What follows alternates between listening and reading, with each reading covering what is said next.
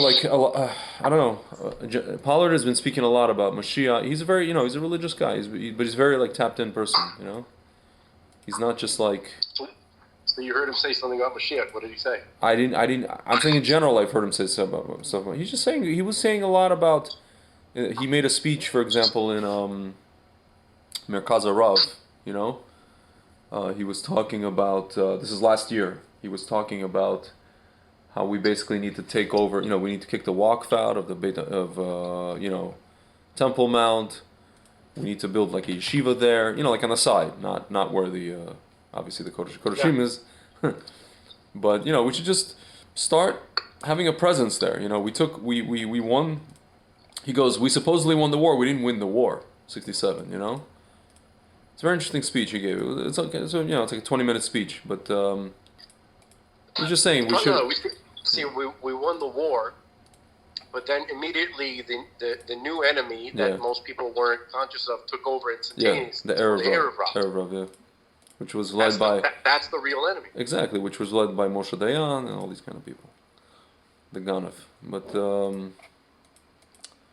he's been saying a lot of these kind of things. It's interesting because my friend and I were interviewing different people in Jerusalem, and we got to a point where we wanted to interview him, Pollard, and I was asking around, and then a friend of mine said, I have it on good authority that Pollard is not going to give you an interview. And I said, I bet you we will. And he's like, no, this has nothing to do with you. He's just not giving any interviews because at that time he already made two speeches in Israel after two very significant speeches. This is like last year, and basically people heard his speeches, which was akin to like Kahana speaking, the way that he spoke, and they basically said, listen, you better pipe down or otherwise you're going to have a problem. And so he basically stopped doing TV appearances, interviews or anything like that, or public speeches. So there were words that he was going to get Yehuda Glick. No, they were telling him that you can't, like, people. The Shabak basically told him, you can't be going around saying these things, saying like we have to take he was saying we have to take back Har Bayis, we have to kick, we shouldn't allow the PA, send the PA out, send these people to Jordan, like all the kinds of stuff that we should have done years ago. He's basically saying we should do it today. This isn't just some schlub saying. This is a person who knows a thing or two about the diplomatic capabilities of the Israeli government and also the American government. This is not a simple person. Mamash, it's akin to Lahavdil Yosef saying these kind of things, running around and coming out of jail and saying like, well, here's what we should do. The only difference is Pollard is not nobody made him viceroy. Yeah. You know what I mean? So I remember that some people were trying to say, oh, maybe he's Mashiach ben Yosef, right? Yeah. So I never really understood why, but I'm guessing it just hit me kind of because of the jail thing, right? Getting out of jail. Yeah.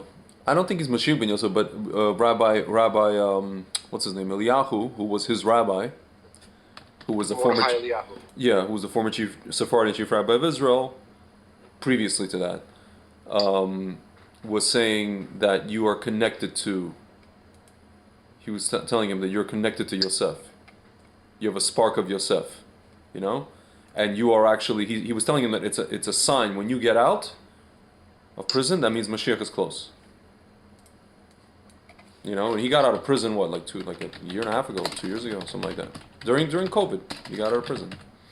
Actually, no, I'm sorry. He got out of prison before that, and then he was on what's it called? He was on house arrest in America, and then he was allowed to come to Israel 5 years later. He got out of prison in 2015, and then he arrived in Israel. What's it called? In here, December 30th, 2020. Officially immigrated to Israel, became fully. So he arrived in Israel about a year ago. A little over a year ago. So that's already Mordechai Eliyahu said that's already one of the signs that, you know. I was listening to the video that Pollard, he was talking about basically the idea of how like his wife basically had a dream of the Geulah. Yeah. And the whole idea was that like people, this was like a couple of years ago, and then it was a whole thing of like how people were trying to get into Eretz Israel, and they were, you know, they were being checked by like the Rabbanut, but not the Rabbanut we have today, but some sort of other Rabbanut. And basically they were checking like if everybody was a Jew, because you know how in Israel today, like if you want to make Aliyah, you know they let all these like non-Jews in, a bunch of these non-Jews in from Russia, and God knows what, and Reform and Conservative. It's a balagan. It's like it's almost as if like half of Israel is not going to be even Jewish anymore, right? So she was saying how like, you know, she basically was saying how she had a dream that we need to prepare for what's coming. It's going to be there's going to be a war. She didn't say what kind of war. It could be spiritual. It could be, you know, like what we're having today. But for whatever war is coming, we're going to need to be as pure, according to halacha, as humanly possible, so that we merit a geulah, not with, you know, with a kiss instead of with a punch. You know? Right. And it's funny. He goes. I didn't at the time understand what she was saying with the whole thing, but now, and then when I saw this new government come in, you know, I understood. You know, 'cause she was talking about like Erev Rav and all this kind of stuff. And now I saw this new government, and he mentions like the Bennett government. This is at the Shiva he's speaking, and he's like, now I get it. now I get it.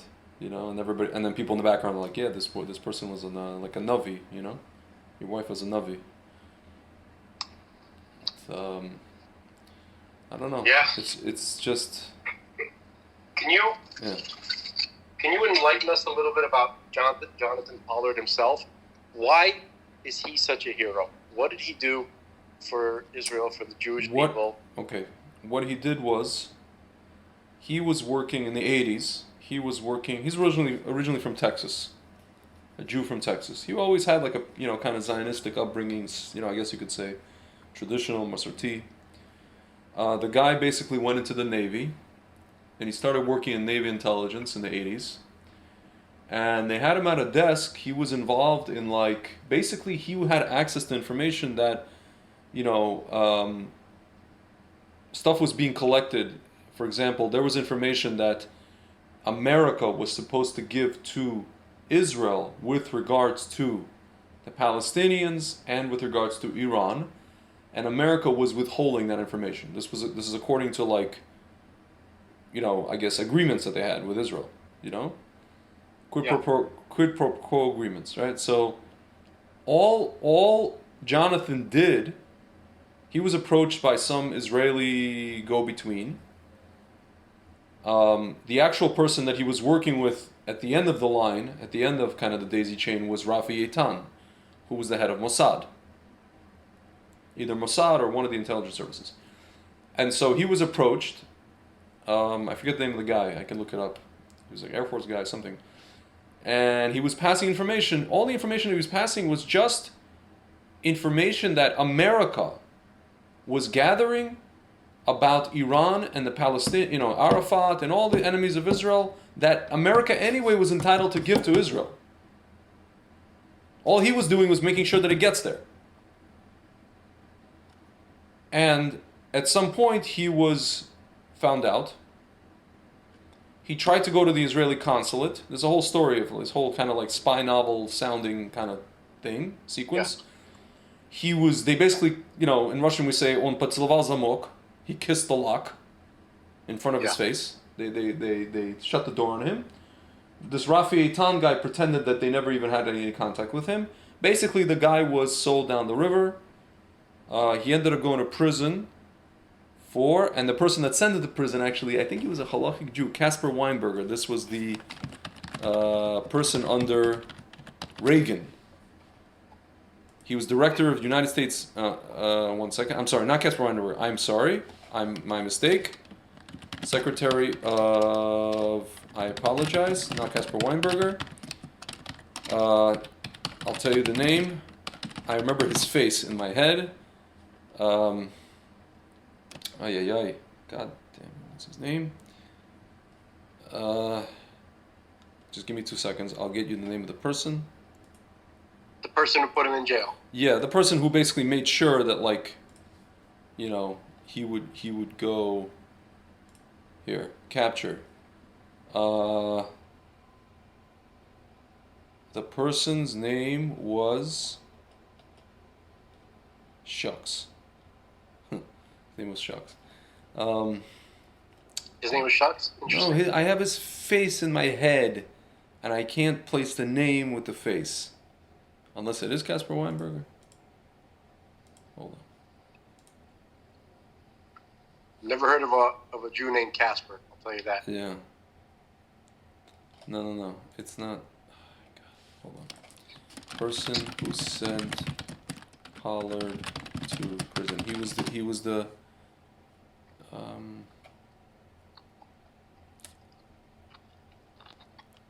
just hold for a second.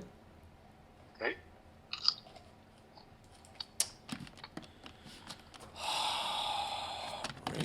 Well, while you're looking, Yeah. is there can I play devil's advocate for a moment? This is my curiosity. Okay. Was there any way that America could have suffered? Because sometimes when a person, let's say, reveals classified information, the information itself is not it's not a big deal. Mm-hmm. However, the way it's been gathered could reveal capabilities. Yeah, here's the thing. The channel, you could say, it was Defense Secretary Casper Weinberger. This is the guy. The channel of information, you could say maybe what was an issue, right? But the thing is, first of all, he was a low level enough guy to where that he didn't have these. He had access, but he didn't have that high access. Second of all, for things like this, people usually have gone to a maximum of. Essentially, the punishment did not fit the crime. People have gone to a maximum of. You could say. No, I'm not going there. I fully. What you're just saying right now. Yeah. I mean, it's of course that part of it is that so goes without saying, obviously ridiculous that it's absolutely. Yeah. It goes without saying. Yeah. But my point is like, this is just for my own curiosity. I wasn't even really trying to make a point. Yeah. You know, like the UFO thing, right? Yeah. So there's the reason they're saying they can't release all this information is because they have to be careful, because it might reveal to the enemy how it was collected, with their with their ability to collect information, their sensors, how they work, some kind of like trade secrets that they wouldn't want the enemy to know about, so they wouldn't lose their advantage. Now, I have a feel, so that is a slightly legitimate. I'm sure it's overly abused. Yeah. Right? Excuse. And I was just wondering if any of that played into. So let's see. Pollard thing. So let's see. 3 weeks before Pollard's sentencing, Wolf Blitzer, at the time a Jerusalem Post correspondent, it's interesting, he eventually ended up being CNN, conducted a jail cell interview with Pollard. The interview formed the basis of Blitzer's newspaper article, which also ran in the Washington Post, February 15, 1987, under the headline, Pollard not a bumbler, but Israel's master spy. So basically, this Blitzer putz contributed to this. Pollard told Blitzer about some of the information he provided the Israelis, reconnaissance satellite photography of PLO headquarters in Tunisia, which was used for Operation Wooden Leg, specifically capabilities of Libya's air defenses, and the pick of U.S. intelligence about Arab and Islamic conventional and unconventional military activities. So that you could say that, here, so from Morocco to Pakistan and every other country in between. So now you're going into Morocco and Pakistan. This included both friendly and unfriendly Arab countries. So now you get into friendly Arab countries, all this kind of stuff, you know? Prosecutor Joe DiGenova presented Blitzer prison interview as evidence in a sentencing memorandum that Pollard had engaged in unauthorized disclosure of classified information. By the way, this Joe DiGenova guy, do you know what he was involved in most recently? Ironically enough? Wait. Explain to the folks at home and to me who Joe DiGenova is. He was the prosecutor in this case. He was against Pollard. Okay. Do you know who you know who he is? Obviously a lawyer, but no, tell me. Okay. He was involved, in March 2018 President Donald Trump announced that DeGenova and some other lawyer would join his legal defense team during the Mueller investigation. The appointments were withdrawn days later, signing an unspecified conflict of interest, though Trump personal attorney Jay Sekulow said they might assist in other legal matters. Okay. In 2019, DeGenova and Tonsing began representing Ukrainian oligarch Dmitry Firtash to assist his efforts to avoid extradition to the United States under a federal indictment. As their associate and Trump's personal attorney, Giuliani sought information in Ukraine to damage Democratic presidential candidate Joe Biden. This is all like, whatever, leftist crap. In November 2020, Trump named DeGenova, Tonsing, Sidney Powell, and Jenna Ellis to join a legal team led by Giuliani to overturn the results in which Trump was defeated. Whatever. So he was going against Pollard, and then he was hired by Trump. So after I heard this, I was like, you know what? Trump next time needs to do a better research on the mazal of his lawyers. You understand what I mean? Yeah. If you want to go esoteric with it, he needs to do better research on who his lawyers are.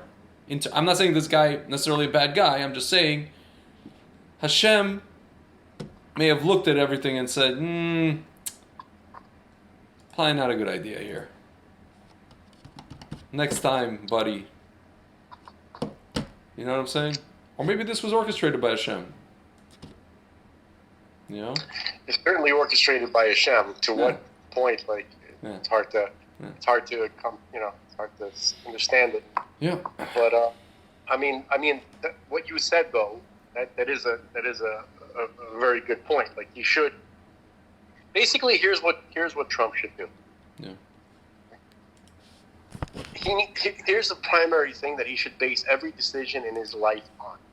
If he would only do this, then everything that he would ever touch would be, he would just steamroll the competition. They wouldn't stand a chance against him.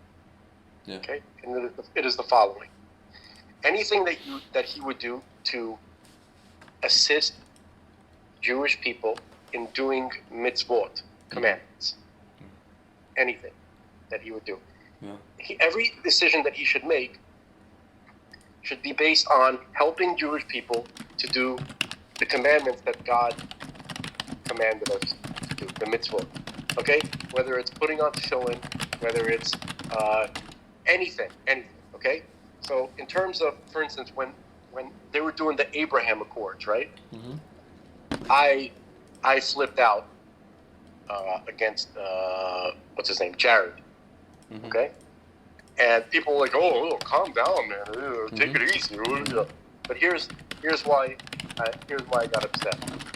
Right before I had heard about the Abraham Accords, I was seeing all the time for years and years and years, especially right before I heard about the Abraham Accords, how Jews were not being allowed to go on the Temple Mount. They weren't even allowed to pray. They had to pray, clandestinely. A Jewish person is not allowed to go onto the Temple Mount and to utter a prayer. If he utters a prayer, he can go. He has to get kicked out. Mm-hmm. If he just stands there, or if he recites the Gettysburg Address, no problem. If he tries to say a prayer to God, he's doing. Yeah. I just let's hold there for a moment. Just let that sink in for a moment. Yeah. We live in a world, okay, where you have a supposedly Jewish country, okay, Israel, where the place where Jews really want to go pray, where they really should go pray, right? The permitted areas on the Temple Mount, okay, they are not allowed to pray. Yeah. They can do anything else. They can go there. They can bebop. They can beatbox. Yeah. They could doo-wop. They could do anything they want. Yeah. They could put up a stand-up routine. Mm-hmm. They could do skit comedy, but they can't pray. Yeah. Okay. And that's maintained by the Israeli government. Yeah. That's the status quo. Yeah. That Netanyahu and Bennett and all these creatures want to maintain. Okay. Now, Jared, right? I hear him basically the next day when they made a big deal out of these Abraham Accords. And I was excited initially, right? Yeah. So he said, look, we want to make sure that Arabs understand that they could come to Israel and there will be no problem with them coming to pray at the, on the Temple Mount. Yeah. Okay? Like, please come and pray. Come, we want you to come and pray. Yeah. Please come and pray in the Temple Mount. And I was like, surely there must be also some kind of clause or whatever the hell they call it, some little detail in these things that Jews can also pray, right? Yeah. Nope, status quo. Yeah. Okay. You know what I feel like with this topic. F them in no, the, but can I tell you something? What? I feel like that this is Hashem speaking to us, because ultimately, this is a place where we have to listen. You may not like what I have to say, and don't get me wrong. I'm somebody actually I went to Har Bayis a couple of years ago, on one of those tours around the periphery, whatever it was. I was there, and I feel like we should be allowed to go there. With that said, I feel like this whole thing of changing a status quo, it is political, but it's actually something that Hashem is maneuvering political machinations until we merit this. And I feel like, I guess... Well, okay, fine. So what would we need to do to merit it? Listen, we would. I'll tell you. Yeah, so we would need to listen to Jonathan Pollard and maybe make some things happen, i.e., get rid of this waqf. First of all, change the government. Second of all, get rid of the waqf. Oh, okay. So it's funny. Like that. Okay, that but Hashem needs to happen. Yeah. But can I offer an alternative? Hashem has to allow for that to happen. Clearly, we don't. Clearly, the nation, like, dude, if you look at how Bennett came into power, he wasn't elected. How he came into power, clearly the nation is at such a depraved state. I don't want to say the 49th level of Tumah, but damn freaking close. That it's a message that Hashem sent. Like, holy crap! Like, hello. Well, okay. Okay, so that may be true, but could I just offer an alternative to the Temple Mount thing? Okay. I think will lead to a domino effect and everything else. I think that if the Jewish people in Israel just show up and say, look, this is our place, this is our holy temple, this is our holy place, this is where God told us to build his house, and we're not going to, let's say, even if we're not going to push it and we're not going to knock down the abomination that stands there, okay, we should at least be able to come and pray. We want to say prayers to our Creator. We should be able to come and say it. So if people just come there in this the most reasonable thing anybody's ever heard, just a simple request, I want to come and pray there. If the whole country, if all Israelis, or most of them, or a very, very large percentage of them, okay, if it's not the majority, showed up there and said, we're going there, and this is our place. Everybody else is welcome too. We're not trying to bar anybody from coming here, but it shouldn't be that everybody but us is allowed to. This is our holiest place, and as it stands, everybody but us is allowed to go and pray there. So this is wrong. This is clearly absurd. It's ridiculous. It doesn't make sense on any level. Even if you're a cultural Jew, right? Even if you're not a believer, okay? You're just a cultural Jew, like the Erev claim themselves to be, okay? Mm-hmm. So go there, and that is the center of your culture. And it's also reasonable. It's logical, okay? That you should at least be allowed to go to your cultural center along with everybody else. No one's saying, only we're allowed to go there. But we should also be allowed to go to our own place, right? Yeah. It's very similar to that my dumb metaphor about God and the discotheque that he built, right? Yeah. Remember? He's like, it turned out that everybody but him was allowed in the world. Like, they asked him to go stand outside. Yeah. So I think that alone anybody who tried to argue about that would look like such a stupid, freaking, ugly, retarded creep. Yeah.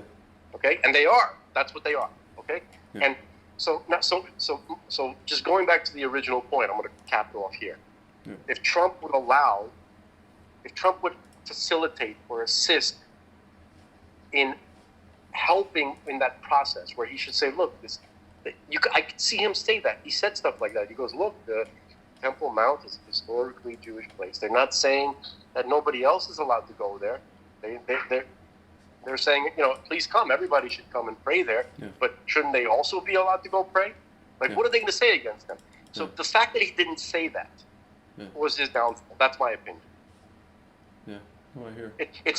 Mr. Trump, it's a simple formula. If you want success, help Jewish people pray to God. Especially in the place where he wants them to pray. Yeah. What do you think? It makes sense. It makes sense.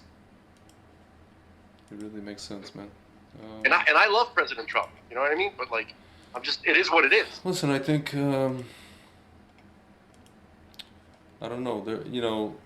I always say that Asaph has his how should I put this? Asaph has his limitations. His Asaphedness. No, well, listen, Asaph, on the one hand, we know that Asaph was also very special, but in the state that he's in now, like you said, for as long as Yaakov remains Yaakov and not Israel, Asaph will have his limitations. Also, meaning, you see during Trump's presidency, Bibi had every opportunity to elevate together with Trump, or he had every opportunity, let's say, to take initiative in the sense of, Trump was giving him a green light by way of, what's his name, Pompeo, to annex. Yeah, no. Bibi was already possessed by. Just hear me out. So what I'm saying is, had Bibi actually gone and annexed Judea and Samaria, then actually that would have elevated him, and then that would have opened up some sort of channel of understanding in Trump to say, you know what, let's just go for the gusto here. But Trump, or any person like him, let's say, is going to follow our lead. And if we're not leading, we can get all the wonderful, embassy movements and all this kind of stuff and whatever, and Abraham Accords. But if we're not leading, if he's giving us the opening and green light, and we're not taking the damn thing, then he's just going to it's like the window's opening, but he's going to contract. He's going to close the window back up, and that's it. He's going to say, so we're just going to go in a different direction here. You don't want to do it this way? Okay, we're going to go to Dubai. We're gonna go make business deals, and so you could so you'll be able to sell wine from Har Bracha, Har Grizim to some hotel in Dubai. Lord knows who's gonna buy that wine. Maybe a couple of Russians traveling, maybe some Israelis who are doing business over there. Whoop-de freaking do. Okay, some real estate, shtickle this, shtickle that. Okay, wonderful. They're gonna pretend like they like you when you come to their thing, whatever. This and that, Bahrain, Shmachrain, all this shtick. We're gonna make some shtick. We're gonna pay people to do shtick for you in front of your face, as they secretly wanna, run you over with a tank. Okay, and we missed that opportunity. Bibi, like you said. You said, listen, for all you're saying good, but the thing is, at that time, no one really understood that Bibi was under that spell until really the COVID hit, and then we started with this whole Shmexin situation. Before that, Bibi was a fantastic prime minister. You know who understood it? Rabbi Kessin. Rabbi Kessin understood it only because he was saying from perspective of Bibi's not enabling the Jewish people to elevate in terms of an education level. Right. But when I first heard Rabbi Kessin say, I was like, come on, Rabbi Kessin, you're so harsh. Yeah. But he's like our best guy. He's not. obviously he's Arab, okay, but he's like one of our best guys. Like maybe we can do something. Who and else like, is? Yeah. He was like, no, he's finished. He's a failure. Yeah. Rabbi Kessler was angry at him. Yeah, he was angry since 2015, 2016. But listen, he was right. No, he was right. But even at that time, I was just like, well, Bibi was very good at like outmaneuvering Obama, and now him and Trump can do wonderful things. Okay, so like he's being a little biznatch, you want to say, when they had this whole thing with the Harabayat, the metal detector situation. We want to keep status quo. This, but I was just like, okay, but I know, and I was expecting that finally when Pompeo came and said, just do, what's yours is yours, like what Asaph says. He told him, what's yours is yours, and this putz, like we said, with that coach from the Cardinals, and you let him off the hook. We had him right where we wanted and let him off the hook. And he didn't. So when that happened, I was like, "This guy is a clown show," and now he really needs to go. And I thought that I just didn't know who was there. I didn't know who there was there to replace him. Well, the thing is, Gideon Sar actually, Rabbi Kessler was talking about Gideon Sar, but Sar also got under this. Bummer. I told you this, right? Gideon, what's his name? Rabbi Kessler. No, before Sar, turned out to be what he is. Yeah. Okay. It was just bummed out when Rabbi Kessin said, maybe Gideon Sar could be like a transition guy for Mashiach. I'm like, please, no, Rabbi, don't say that. Let it just be Mashiach. Listen, already. Please don't say. No, but Rabbi Kessin met with Sar in 2015 or something, or 16, before Sar was even like a twinkle in anybody's eye. And he met with him personally, and Sar asked him, what should I do? And Rabbi Kessin said to him, to his face, just like Rabbi Eliyahu would say things to Pollard's face, except Pollard has emunah and this putz doesn't. He said to him, and he was already starting on, Shabbat and all this time, Sar was. And he said to him, it's already been decided in Shamayim that you are going to be the next prime minister of Israel. All you have to do is accept. He didn't say it's going to be decided by way of Bibi offering you 1 year. He didn't say it's going to be decided by way of you hanging from the chandelier upside down from your, from your legs. He said it's just been decided, and all you have to do is step into it. He did not say how. He didn't say, you're going to have to swallow your pride and be under, Bibi's second banana, whatever it is, He didn't say how it's going to be. He just said, it's already decided, just accept the damn thing. Did he accept it? No. He took what's called free will. Just like every other person we read in the Tanakh who came to a Navi, and the Navi said, and they did the opposite, and we got toilet games. Can I tell you something about I agree with what you said. It's just too much of a bummer. It's very sad. Yeah. I don't want to address it, but I want to tell you something else. Mm-hmm. I think this might be a Kiddush. I don't know. Mm-hmm. Maybe not. I don't know. You'll decide. I think that Trump he's a passion addict. Yes. He's attracted to passion. Let me explain what I mean. Yeah. Like Asaph. Yeah. Asaph is a passion addict. Okay? He's an intensity addict. Yeah. He's attracted to people who are really into stuff. Mm-hmm. Understand? Yeah. So because the Jewish people didn't show that we were very, very passionate about the Temple Mount, about God's dwelling place, right? Everything is God's dwelling place, but God set up an official. He goes, that's where I want. That's my designated spot. Mm-hmm. Okay, where there's going to be a special. God said, I prepared a special expression of my divinity to be experienced there. Okay, that's my home. I've chosen that spot. Yeah. Since the Jewish people were like, a lot of them, most of them, not everybody. Some people are very passionate, like the Temple Institute people, right? Yeah. But because the majority of Jewish people didn't just walk there and say, listen, this guy's, you're pushing too far. This is our center. This is our our capital, our point of, the pintolet, as they say, right here. You guys are stepping on it, and you're saying that we can't go there, and blah blah blah. Okay, so we didn't show.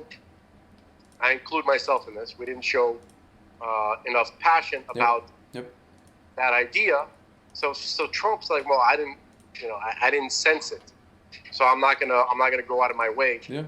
You know what I mean? Like, I think he was looking at Israel. He was looking at the Jewish people, and he was like recalling what has he heard them really, talk about as if they care. Yeah. And he probably had to dig into his memories because it doesn't seem like anybody cares anymore. Yeah. Right? Yeah. During his administration. But he goes, oh no, they're passionate about the Golan, they're passionate about the, Jerusalem being the capital and this and that. So he went there, right? Yeah. For sure. Remember, this guy is not consciously connected to Torah, not consciously. Yeah. Okay. He's a very pashut guy, but he understands certain things. Right. One of his amazing qualities is his ability to be simple. Yep. He understands what most people like, what most people want, what's important to most of them. He's a salesman. And he sticks to that. He's a salesman. He's a marketer. Yeah. Well, I mean, more than that. I mean, okay, he uses that in his business life, and it brought him a lot of success. Okay. Yeah. But I think it's overall a mindset that it goes further than just his business life. It might be just the kind of person he is, right? Yeah. He wants to see, like a moth to a flame. Yeah. Right? He wants to see the heat, the passion. Where is it? And he'll go there. Okay? With the Jewish people, he finds them perplexing, and so do I. Was one of the reasons. Like, I have a little bit of Esav inside of me. That's the truth. Okay? Not like, hopefully not the worst parts, but in terms of being a passionate addict. You want to go where the proverbial, not the literal, the proverbial, allegorical, metaphorical fire is. Yeah. Okay? Because it's just like, you can't. It's like a person who's addicted to like passion and energy, right? It's just like the boredom of people who aren't is just so difficult to bear. Yeah. So I could kind of relate to him in that respect. And but at this stage in history, the Jewish people are asleep. I don't blame them though. Yeah. God had a little something to do with that. No. Do you know when they were awake? When were the Jewish people awake? You mean in recent history or ever? In recent history, when Obama was president, I had never seen so much action because I started my business in 2015, but I was even involved in that movement peripherally since 2012, 2013. I had never seen so much action in terms of Judea and Samaria, building, activism, this, zrizas, what we say, as I saw during the age of Obama. People were trying to build as fast, put facts on the ground as fast as humanly possible. As fast as humanly possible. And then when Trump came in, they were like, okay, let's take a breather. Instead of saying, okay, here's our chance to, let's annex, let's elect, a prime minister, or maybe people who are next to the prime minister who are going to push, force the issue. No. What do? You want to go vote for. I had right wingers telling me, don't vote for Ben Gvir. You're just going to waste a vote. You might as well go vote for Bennett. Don't vote for Bennett. You want to vote for somebody religious? Go vote for Bennett. Date Leumi. You're wasting a vote. Or Bibi. And I'm like, you idiots. I'm like, if everybody's listening to you, and no, they're like, he's not going to get in anyway. I'm like, he's not going to get in because everybody's listening to schmucks like you. If everybody actually went and voted the way they wanted to, he would get in. You understand? It's a mentality issue. It's not a numbers issue. Right. It's a perception issue. Schmucks. And I was like, okay, you're telling me you're right wing. You want this. You want that. Yeah, but we have to be pragmatic. I'm like, okay, again, you have a prime minister who's like, who's been saying he wants to annex this for a very long time. He's fought off Obama for 8 years. He outmaneuvered him. You have now a president who's giving you things on a silver platter. Let's go vote for Naftali Bennett. Let's go vote for Bibi. He's gonna win. We have to strengthen it. Let's go vote for it. Oh, just the collective loserdom. After all that work, after all that, like, we survived this charlatan, Hussein. Let's go vote for. You want to vote for a Keepa guy? Vote. I had people call, I had friends calling me as if I'm like the kingmaker, telling me don't vote for Ben Gvir. And I, just nazlo, and to say in Russian, nazlo. I went and voted for Ben Gvir twice.